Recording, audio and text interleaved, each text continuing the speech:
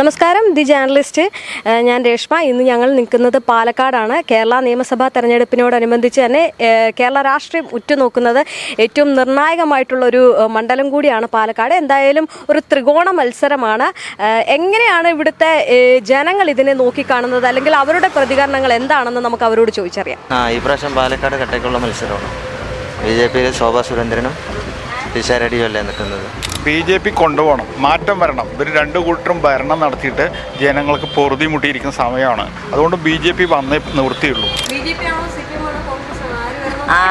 VPയും അതൊന്നുമല്ല, ഉള്ള കാര്യം പറയല്ല. CPM വയസ്സായ തള്ളന്മാർക്ക് അവരല്ലേ നമുക്ക് തരിക, നമുക്ക് പെൻഷൻ കാശ് ആരാ തരിക. നിയമസഭാ തെരഞ്ഞെടുപ്പ് ഇത്തവണ BJP കൊണ്ടുപോകണം, മാറ്റം വരണം. ഇവർ രണ്ടു കൂട്ടരും ഭരണം നടത്തിയിട്ട് ജനങ്ങൾക്ക് പൊറുതി മുട്ടിയിരിക്കുന്ന സമയമാണ്. അതുകൊണ്ട് BJP വന്നേ നിവൃത്തിയുള്ളൂ. BJP വരണം തന്നെ അഭിപ്രായം. ശോഭാ സുരേന്ദ്രൻ വന്നു പാലക്കാട് പ്രചാരണത്തിന്. കേന്ദ്രമന്ത്രി സുരേഷ് ഗോപി വന്നിട്ട് തുടക്കം കുറിച്ച് അപ്പം വലിയ രീതിയിലുള്ള പ്രചാരണത്തിലേക്ക് പോകണം. ജനസ്വാധീനമുണ്ട്. അങ്ങനെയാണെങ്കിൽ ശോഭാ സുരേന്ദ്രൻ ഒരു റെക്കോർഡ് ഇടാൻ സാധ്യതയുണ്ടോ? റെക്കോർഡ് വരണം എന്നാണ് അഭിപ്രായം. കാരണം രണ്ടു കൂട്ടരും കൂടി ഭരണം നടത്തിയിട്ടും രണ്ടു കൂട്ടരും കൂടി ഇവിടെ ഇതായിട്ടും തമ്മിൽ വോട്ട് കളിച്ച ആൾക്കാരെ പൊട്ടനാക്കുകയല്ലേ. അപ്പോൾ എന്തായാലും അവർ വരണം തന്നെ അഭിപ്രായം. നിലവിലുള്ള ഒരു ഭരണം മടുത്തോ? എന്താ മടുത്തല്ല, രണ്ട് ടീമും മടുത്തല്ല. അപ്പോൾ പുതിയൊരു ടീം വന്ന് ഭരണം നടത്തുന്നത് നല്ലത്. മാറ്റങ്ങൾ വരും. ഇപ്പോൾ ആവും കേന്ദ്രത്തിൽ ഭരണം നടത്തി വരുമ്പോൾ എല്ലാവരും ഓക്കെ തന്നെ ആയിട്ടല്ലേ വരുന്നത്. ഇപ്പോൾ ഒരു ചോദ്യം ഞാൻ ചോദിക്കാൻ ആഗ്രഹിക്കാം. തൃശ്ശൂർ കേന്ദ്രമന്ത്രി എന്ന സമയത്ത് നമുക്കിവിടെ കേരളത്തിൽ നമുക്ക് വേണ്ട കാര്യങ്ങൾ ചെയ്യാം, അല്ലെങ്കിൽ കേന്ദ്ര ബജറ്റ് അവതരിപ്പിച്ച സമയത്ത് നമുക്ക് വേണ്ട കാര്യങ്ങൾ ചെയ്യാം. പക്ഷേ കേരളത്തിലൊന്നും ഒരു ആനുകൂല്യങ്ങളും അല്ലെങ്കിൽ ഒരു സംഭവം നമുക്ക് അനുകൂലമായിട്ട് കിട്ടിയില്ല. ഈ പറയുന്ന പോലെ തന്നെ കുറച്ച് ഈ കടലാമ സംരക്ഷണത്തിന് വേണ്ടിയിട്ടുള്ള ഫണ്ട്, പക്ഷേ അത് സാധാരണ ജനങ്ങളെ സംബന്ധിച്ചിടത്തോളം ഒരു വലിയ കഷ്ടമാണ്. അപ്പം ഈ ഒരു അവസരത്തിൽ ശോഭാ സുരേന്ദ്രൻ എന്ന് പറയുന്ന നേതാവ്, ഞാൻ കേന്ദ്ര സഹമന്ത്രിയായിട്ട് കമ്പയർ ചെയ്യണം. അപ്പോൾ ശോഭാ സുരേന്ദ്രൻ വരുമ്പം ഒരു വലിയ പ്രതീക്ഷ ഉണ്ട് വരണം എന്നാണ്. കാരണം നമ്മളിപ്പോൾ ഇവർ രണ്ടു കൂട്ടരുടെയും പലതും പറഞ്ഞ് മടുത്തു കഴിഞ്ഞല്ലോ. അപ്പോൾ നമ്മൾ പുതിയൊരിത് വരുമ്പോൾ അവർ വന്നാൽ നമുക്ക് ഗുണം കിട്ടുന്നുള്ള ആ ഒരു വിശ്വാസം തന്നെയാണ് ജനങ്ങളുടെ മുമ്പിലുള്ളത്. അപ്പോൾ അതിൻ്റെ അവർ വരണം തന്നെയാണ് ഉദ്ദേശം. പിന്നെ പലർക്കും അവിടെ സുരേഷ് ഗോപി ജയിച്ചു അല്ലെങ്കിൽ മറ്റുള്ളവർ ജയിച്ചു എന്ന് പറയുമ്പോൾ അതൊക്കെ പല ഇതിലും ആയി മാറുക. പക്ഷേ അവർ കൂടുതൽ വരുമ്പോൾ, സ്വാധീനങ്ങൾ വരുമ്പോൾ ഇവിടെ പല ഇത് ഗുണം വരും എന്നുള്ളൊരു വിശ്വാസം.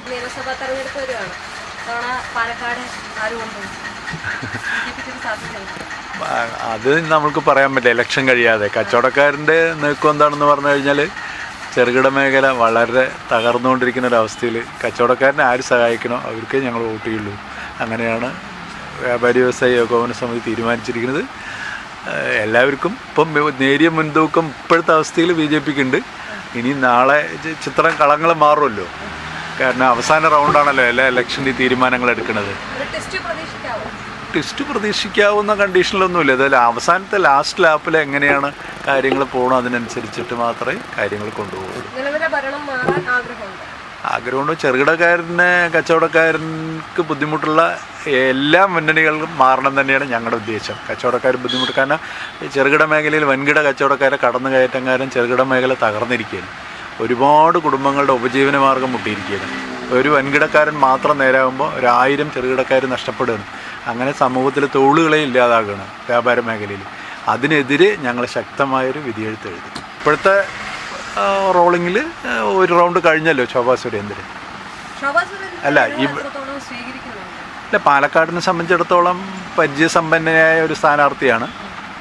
മറ്റ് സ്ഥാനാർത്ഥികളെ വെച്ച് നോക്കുമ്പോൾ ഇടതുപക്ഷത്തിൻ്റെ സ്ഥാനാർത്ഥി, ഇടതുപക്ഷം എന്തുകൊണ്ടാണ് ഇങ്ങനെയൊരു സ്ഥാനാർത്ഥിയെ ഇറക്കി എന്നുള്ളതാണ് നമുക്കൊരു ബലമായ സംശയം. കാരണം ഇത്രയും പ്രഗത്ഭരായ ഒരുപാട് ഇടതുപക്ഷത്തിൻ്റെ ആൾക്കാർ പാലക്കാട് ജില്ലയിൽ ഇടതുപക്ഷത്തിൻ്റെ എല്ലാം നോക്കാൻ പറ്റി കഴിയുന്ന പ്രഗത്ഭരായ നേതാക്കന്മാരുണ്ടാകുമ്പോൾ ഒരു പാർട്ടി മെമ്പർ എന്ന നിലയിൽ ഒരു സാധാരണ പ്രവർത്തകനായ ഒരാളിനെ ഒരു ജാതിയുടെയോ മതത്തിൻ്റെയോ പേരിൽ വോട്ട് കിട്ടാൻ വേണ്ടിയല്ലേ എന്ന് ചിന്തിക്കേണ്ട ഒരു അവസ്ഥയിലേക്ക് പൊതുജനത്തെ മാറ്റുകയാണ് ഈ സ്ഥാനാർത്ഥിത്വത്തിലൂടെന്നാണ് എൻ്റെ ഒരു ചെറിയ സംശയം. എൻ്റെ അഭിപ്രായത്തിൽ ഇപ്പോഴത്തെ ഭരണം ശരിയില്ല എന്നാണ് ഞാൻ പറയുന്നത്. ഇപ്പോഴത്തെ ഭരണം ശരിയില്ല. എല്ലാത്തിനും വില കൂടി വന്ന് ആൾക്കാരെ വഞ്ചിച്ച് മതിയായി. ഗ്യാസ് കിട്ടാനില്ല, ഒന്നുമില്ല. എല്ലാം കൊണ്ടും ഇപ്പോഴത്തെ ഭരണം ശരിയില്ല. ഇനി വേറെ ഭരണം വരട്ടെ. വേറെ ഭരണം മാറ്റമാണോ ആഗ്രഹിക്കുന്നത്? മാറ്റമാണ് ആഗ്രഹിക്കുന്നത്. ബി ജെ പിക്ക് സാധ്യതയില്ല. പിന്നെ ആരായിരിക്കും കൊണ്ടുപോകുന്നത്? LDF തന്നെയാണ്. വീണ്ടും LDF തന്നെ വരുമെന്ന് ഉറപ്പിച്ചു പറയുന്നത്? LDFന് സ്വാധീനമുള്ള മണ്ഡലമാണ്. പിന്നെ അവർ KD പ്രസന്നം മുൻ MLA നല്ല പ്രവർത്തനമാണ് 10 വർഷമായിട്ട് നടത്തിയിരിക്കുന്നത്. പാലക്കാട് ജില്ലയിൽ 12 മണ്ഡലങ്ങളുണ്ട്. ഒരു ഭൂരിപക്ഷം ആർക്കായിരിക്കും സാധ്യത? ഭൂരിപക്ഷം പറയാൻ പറ്റില്ല. എന്തായാലും LDFനാണ് സാധ്യത വരുന്നത്. LDF വരണമെന്നാണോ ആഗ്രഹം?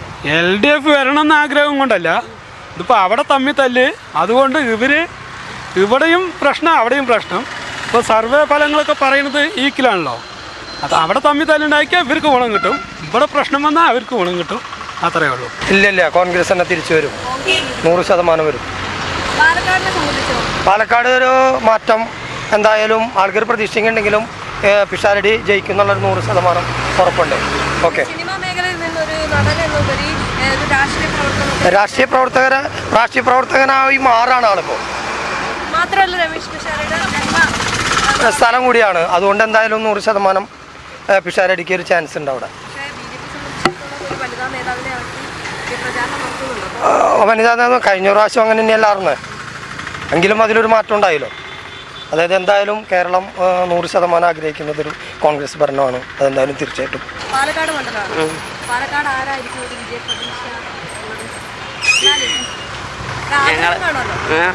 LDFനെയാണ് ആഗ്രഹിക്കുന്നത്. ഇപ്പം വനിതാ നേതാവിനെയൊക്കെ നിർത്തി BJP ഒരു പ്രചാരണമൊക്കെ നടത്തുന്നുണ്ട്. അപ്പം BJPക്ക് ഒരു മുൻതൂക്കം കാണുമോ? അങ്ങനെ പറയാൻ പറഞ്ഞാൽ അങ്ങനെ വരണമെന്ന് ആഗ്രഹം. LDFന്റെ ഭരണം ഇഷ്ടമാണ്.